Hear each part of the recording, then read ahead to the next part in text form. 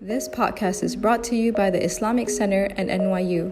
For more information, visit our website at www.icnyu.org.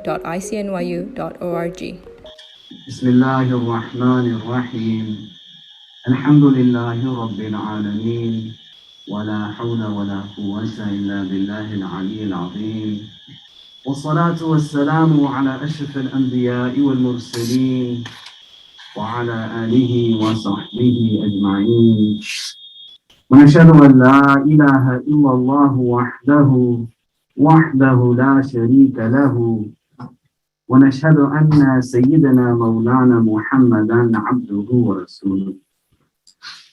In the name of Allah, the gracious, the merciful, all praise is due to Allah, the Lord of the universe, the Master of the Day of Judgment. I bear witness and testimony to the oneness of Allah, to His magnificence, His omnipotence, His might, His glory, to His being the creator and sustainer of all things, the giver of life, the guider of hearts, the Master of the Day of Judgment. And I bear witness to the fact that Muhammad ibn Abdullah sallallahu alayhi wasallam is a servant and final messenger. May the peace and blessings of Allah be upon him and upon all those who choose to tread in his path until the last day. It is said on one occasion, a great scholar of our tradition was walking through the marketplaces of Baghdad, reflecting and pondering upon the words of Allah.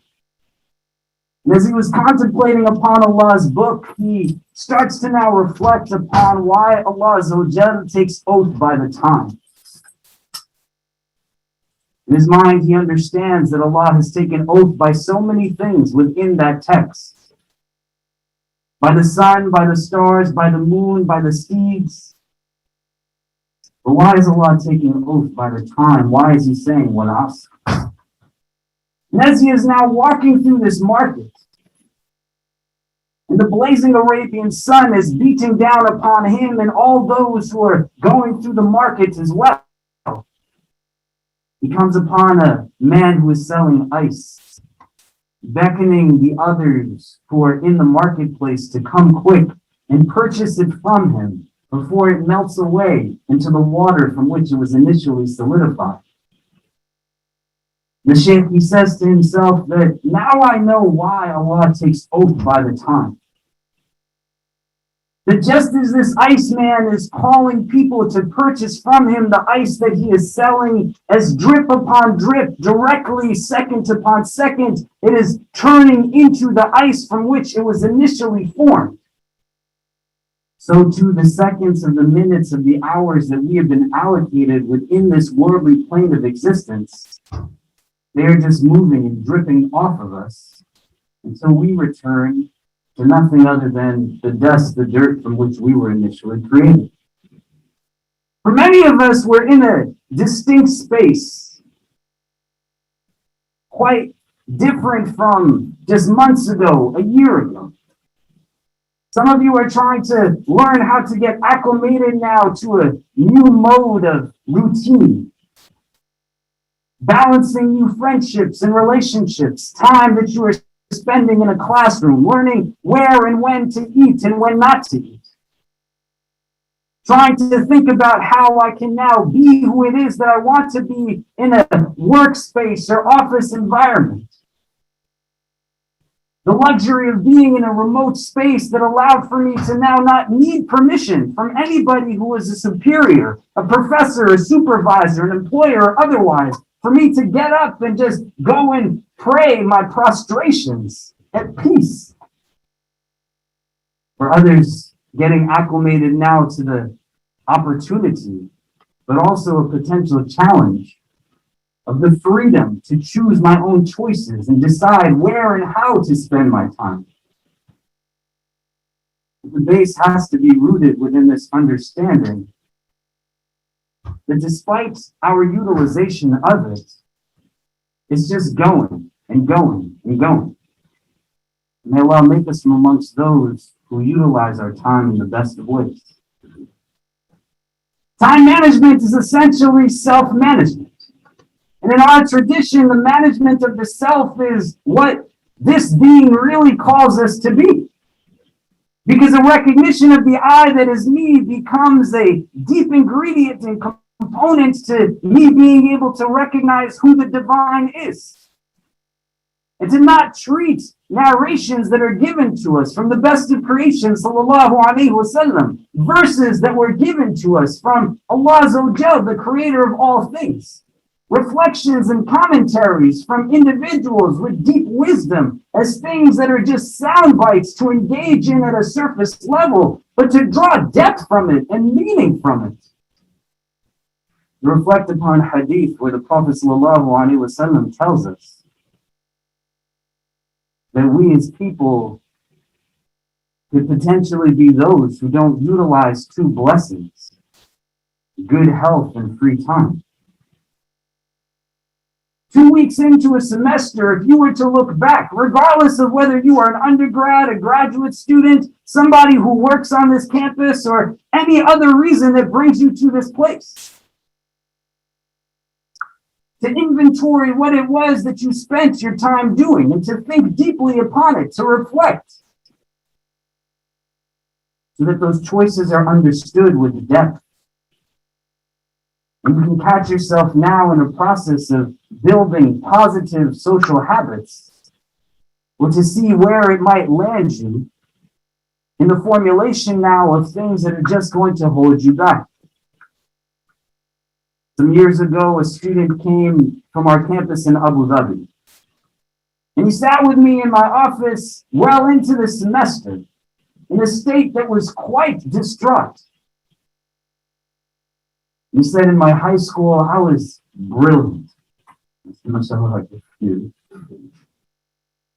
said, even when I'm in school in Abu Dhabi, I do really well. But I came to New York, and I feel as if this place, it just makes me feel stupid. I said, you're not stupid. We engaged in conversation, and he's letting out his stress and his frustrations, which is a first step in being able to recognize your movement forward. You got to have people that you talk to, and spaces of self-expression, so that you're not just carrying agitation inward, but you can open up and begin to think about what you think about by discussing now with those who are there to carry some of the stress so that you don't have to carry it alone. And as he starts to talk and discuss and let out some of the frustration, I say to him, tell me, what do you spend your days doing? How do you utilize your time? He said, my classes, they start pretty early in the morning, and I take a very rigorous course schedule. And I go through things that I love to study, but it's dense and it's hard to keep up. And once I'm done with my first set of classes, I have a job on campus that is just mind-numbing. They have me calling people again and again and again, just saying the same thing over and over and over. He said, I'm grateful for it, but it's not something that really gives me contentment. He said, once that's done, I have more classes, and after that's done, I try to go and exercise, and once that's done, I go to BOPES, and I get there, and I study, and it seems like everybody else is able to focus except me. So I leave at around midnight, 1 a.m., I don't know if BOPES is open that late these days, but it was pre-COVID. And then I wake up and I just do it again. And said, in the midst of all this running around, what do you eat? How do you re-energize your physical self? He said, I don't have so much time, so I just grab some food from a street cart, halal chicken and rice every day. So, well, that's what's part of the problem. You got a gallon of white sauce in your stomach.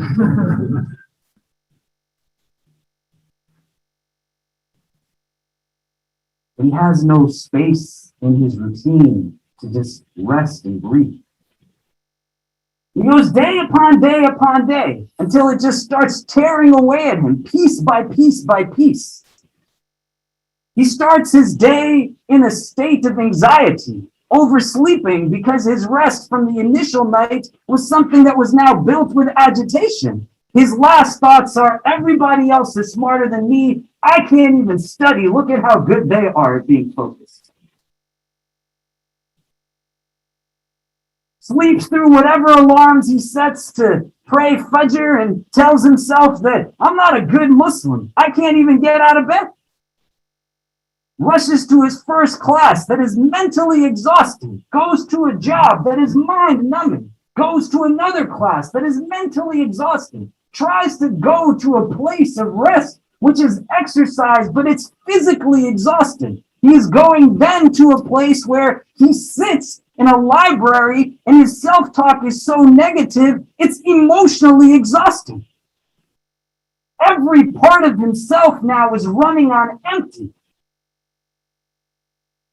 And this is where Shaitan jumps in. The outlets that are not healthy, the vulnerabilities that are whispers,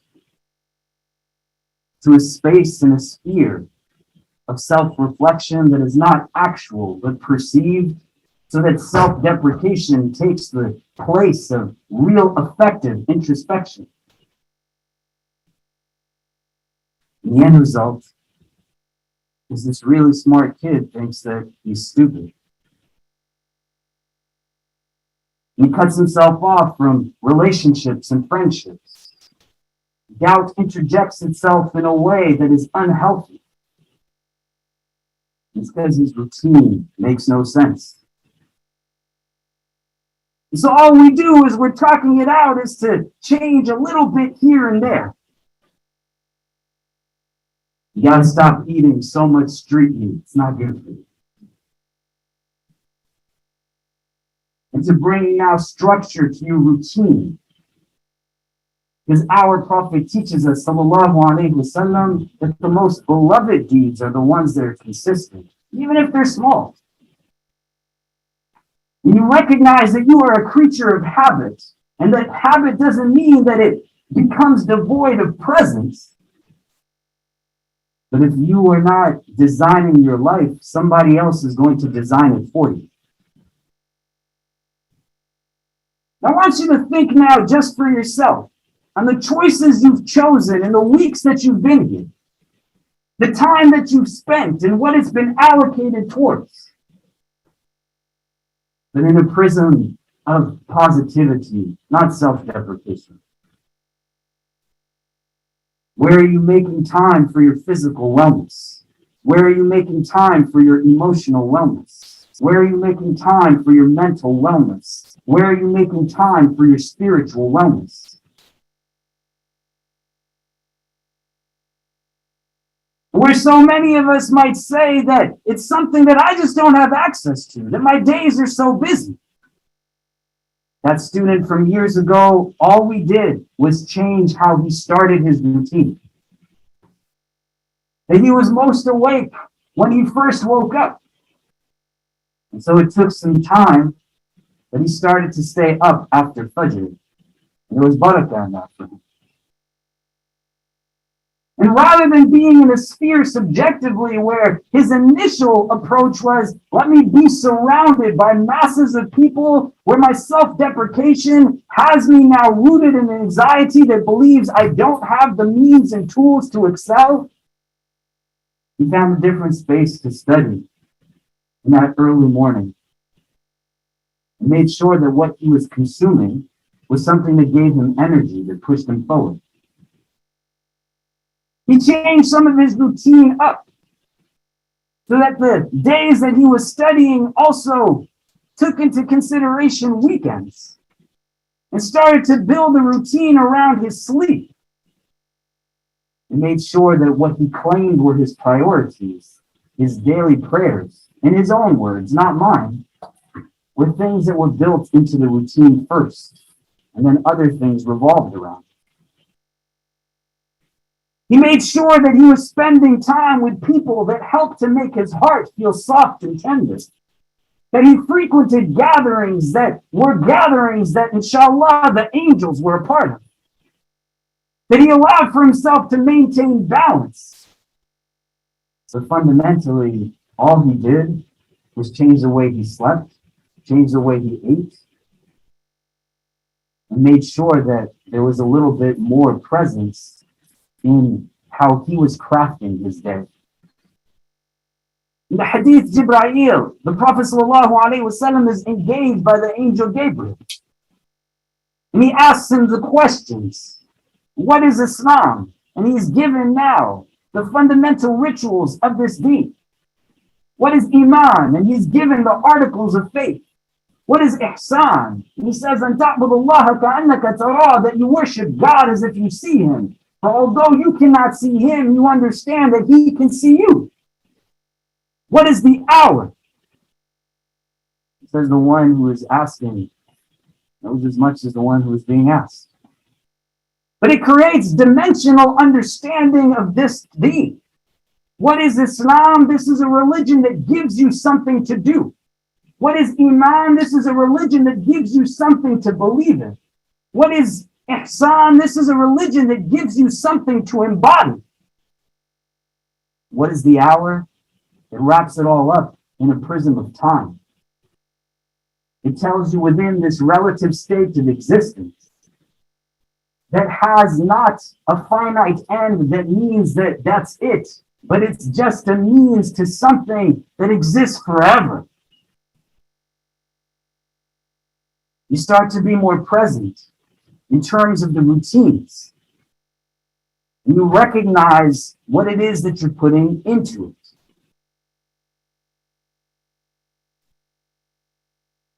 Most of what this world will call you towards is a pursuit of using the best years of your strength and energy in pursuit of nothing other than what is materialistic. I want you to think, just deeply, just think. How many minutes are spent engaged in gossip and backbiting? How many minutes are spent in mocking somebody else? How many minutes are spent hearing people call you towards what is other than what our tradition calls you towards? Selfishness, greed, egocentricity. How much time is spent hearing things of kindness and compassion? How much time is spent in service? How much time is spent in just deep contemplation, reflection, and growth? And when it catches up, it feels imbalanced. We don't know where to go or what to do. You have opportunity in ways that everyone else has opportunity. But most don't take advantage of it. And you can see grown folk across the board. But they just never learn how to really deal with themselves because they didn't learn how to build structure and routine. There is elasticity to our time. You don't want to be in a place that the way you learn about it is through difficult mode. If your mind tells you that I don't have access to it, what would you do if wherever you're living right now, the internet went out for a day, a week? Your phone stopped working. Somehow in the course of your routine, you would be able to manage to find the hours to go stand in line at the store to get that device fixed. If your roommate broke your toilet and that thing was stinking up your place, and the plumber said, I'm coming tomorrow sometime between 10 a.m. and 10 p.m., you would find 12 hours to sit in your home waiting for that person. Where did it come from if it wasn't there before? How did it suddenly just pop up? If the self-talk says that there's no time for me to do these things. 3.5 years ago, my father, may Allah grant him healing, had a severe stroke. It left him paralyzed on the right side of his body and without the ability to speak. In the work that I do, especially pre-COVID, was running around a lot, going to all different places.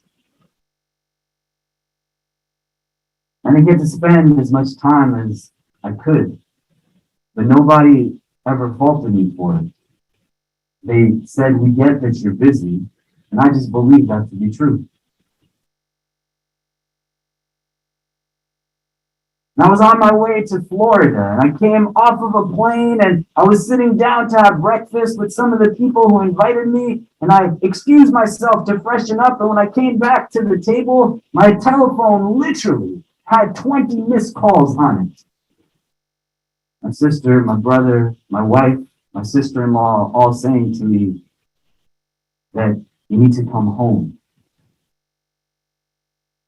Went straight back to the airport, got on a plane, got in the car, drove to New Jersey, and I spent weeks there in that hospital. But nothing stopped me. Nothing fell apart. The things that I believed were keeping me too busy, they kept going even without my presence. Where did that time come? Why was I telling myself before that it wasn't there? One of the things that I've learned in the course of this pandemic is that nobody can be my kid's father except me. Nobody can be my wife's husband. Nobody can be in service to my community. No one can take care of the people that I've made a commitment to take care of. Nobody is going to take care of my body, my wellness, my spirit, my heart, my soul. But I have to determine what are the important things to me. And then let me be present in the designing of my own life and my existence. My father, my mother, and I, before he got ill, we spent 4 days together traveling. I'm so grateful that I had that opportunity to spend with my father. And hear some of the things that he said to me before I couldn't speak with him in the same way that we were used to. You don't want to be in a place where somebody has to go through something like that for you to recognize that there's a lot more time than you might let yourself believe. You don't want to be where that student is, where every part of him just wakes up in a state of anxiety and frustration because he hasn't learned how to build a solid routine to his day. You definitely don't want to be in a space where once it starts to catch up, you feel like you just have to go through it on your own. And then decisions, choices, they're going to be reflective, not just of, well, what is best in the long term, but how do I not feel this anxiety, this pain, this frustration anymore? A good number of you likely have had some moments in the last couple of weeks where you said to yourself, what do I do right now? How did you answer that question? There's likely some things that you engaged in that you don't even remember days later because they didn't really have the meaning that you thought that it might. I want you to think about those moments that are still lasting. We prayed Fajr on a bridge together and watched the sunrise. You still remember that? Do you remember having a meal with your sisters and brothers and praying with them side by side in the park on a Sunday evening? Do you remember moments that don't have to be rarities? They can be what is the norm, and you start playing a role in designing your life. If you don't, somebody else is going to design it for you. Don't be a generation that is attached to an electronic device that links you to a company or corporation every single minute of your day. Some of you are in New York City for the first time, and for some of you, this might be the only time. Have you gone and seen the beauty of New York? Seen the diversity of its people? Recognize the deep legacy that Islam has within this city? Have you gone to take advantage of the opportunities that can only avail you in a space like this? You're not in Kansas. You're not in the middle of a place where the only thing you have is the local Walmart where everyone hangs out. You're in a place that can give you an opportunity to grow in ways that you can't even imagine. And this fundamental question of how you spend your time, what your routines look like, they're going to add up and either play a role in getting you to where you want to be, will be the reasons as to why you feel like everything around you is just crumbling and you don't know where to go. So on this blessed day of Jummah, where Allah gives us the command to move away from those things that are distractions, to align ourselves to His century that recognizes that our existence is about us being attuned to the world around us.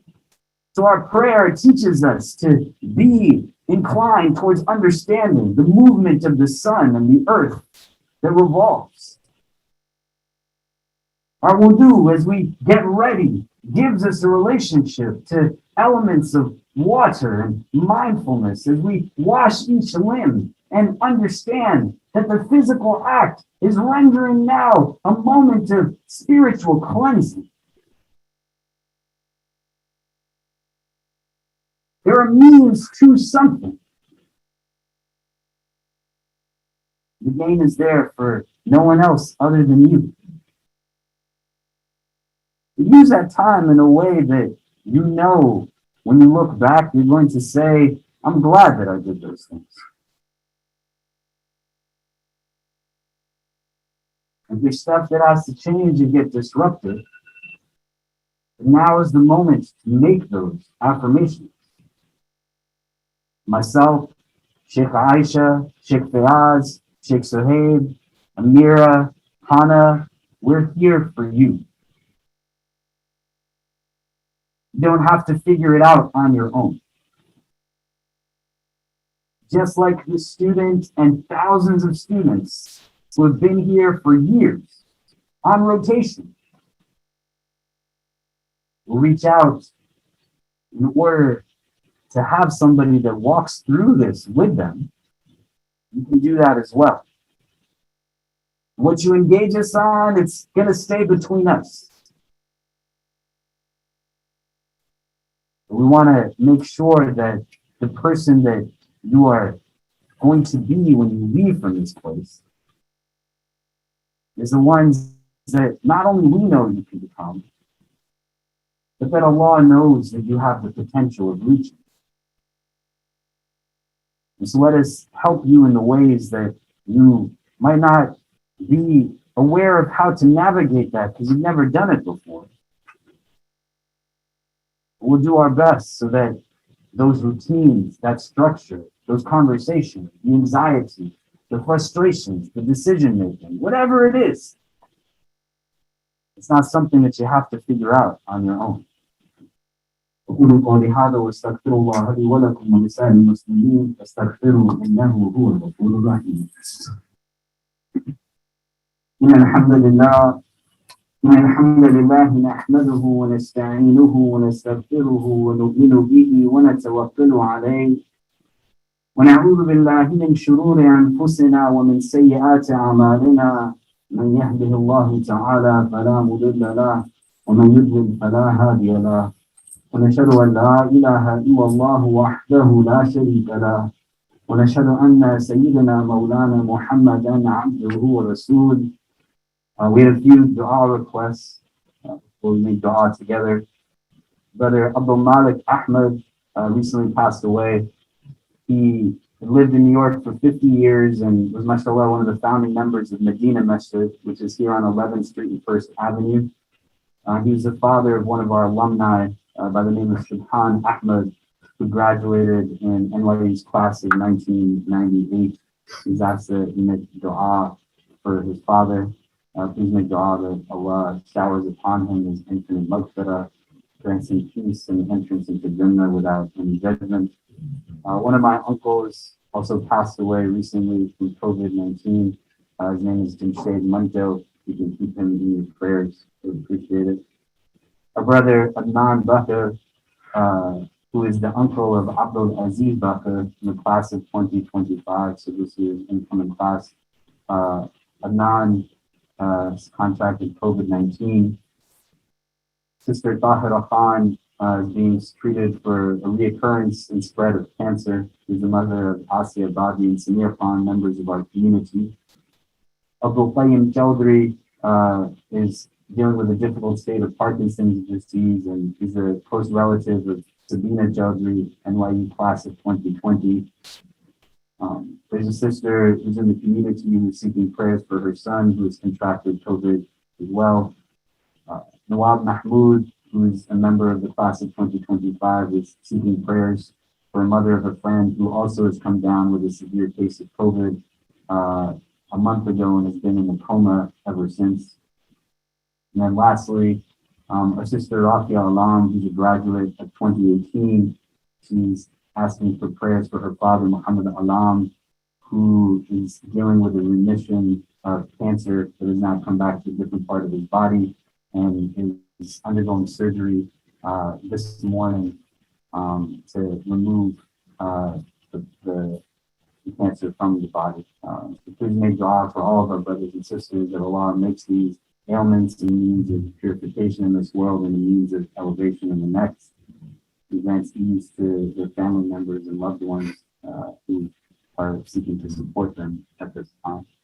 إن الله وملائكته يصلون على النبي يا أيها الذين آمنوا صلوا عليه وسلموا تسليما اللهم صل وسلم وبارك على سيدنا محمد في الأولين وفي الآخرين اللهم صل وسلم وبارك على سيدنا محمد وعلى آله وصحبه وبارك وسلم يا أرحم الراحمين اللهم إنك عفو كريم تحب العفو فاعف عنا يا مقلب القلوب ثبت قلوبنا على دينك اللهم اجعلنا من المخلصين اللهم اجعلنا من المخلصين اللهم اجعلنا من المخلصين. We begin this supplication in your name, Ya Allah, and beseech you to send your choicest salutations upon your most beloved, sallallahu ta'ala alayhi wasallam. We ask that you shower your infinite mercy upon this gathering, granting each and every one who is present herein and our loved ones only the best in this world and the best in the next. We ask, Ya Allah, that if all of us are meant to be together only at this time, at this place, whether we are young or old, male or female, regardless of our race, our ethnicity, our social class, our country of origin, our cultural heritage, whether we are Muslim or come from a different walk of life, Ya Rabbi, if our individual hearts are meant to be in the presence of all of their hearts that are gathered here, only at this time, at this place, and gather us all together again in the best of places in the world beyond this one. Increase us, Ya Allah, in all that is good. Increase us in courage, compassion, and confidence. Protect us from any affliction, anxiety, or anguish. Remove from our hearts any feelings of bitterness, jealousy, animosity, or envy towards any of your creation.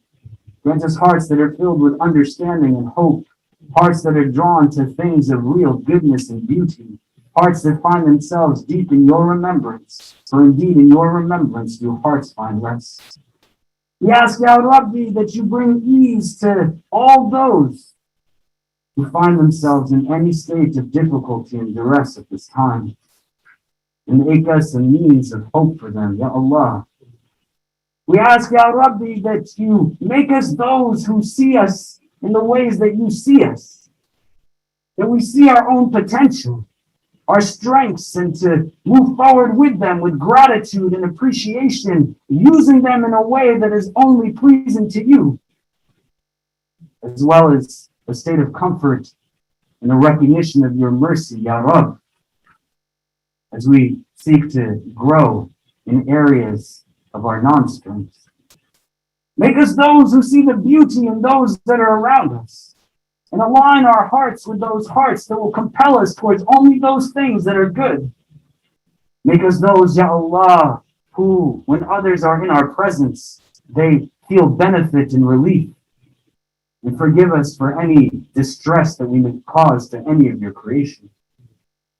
For these young people, Ya Rabb, we ask that you bless them in all of their efforts, and in the time that they have in this formative period of their lives, that they draw closer to you each and every day. For anyone who feels alone, Ya Allah, and has had difficulty in finding friendship and community, make us truly those who embody what it means to be a brother and sister, and to be there so that no one feels by themselves. For those, Ya Allah, who have made mistakes and fallen, help us to be there for them, to help them stand again, to get back on their feet, and to know that nothing that they might do will ever be something that is greater than your love and your mercy. And for any moment of hardship, any difficulty, any moment of success and achievement that we have experienced thus far, make it a means, Ya Allah, of benefit for us inward and outwardly, and grant us an understanding, lessons from it, deep meaning, so that we move forward in pursuit of ultimate success. Make us, Ya Allah, from the people of your Jannah. Protect us always from hearts that are not humble, tongues that are not wise, and eyes that have forgotten how to cry. Forgive us for our shortcomings and guide and bless us all. ربنا تقبل منا إنك أنت السميع العليم وتب علينا يا مولانا إنك أنت التواب الرحيم وصلى الله تعالى على خير خلقه محمد وآله وصحبه أجمعين برحمتك يا أرحم الراحمين وأقيموا الصلاة. If you would like to listen to more, please donate to www.icnyu.org/donate. For more of our virtual programs, go to www.icnyu.org/classes. If you have any questions, email us at info@icnyu.org.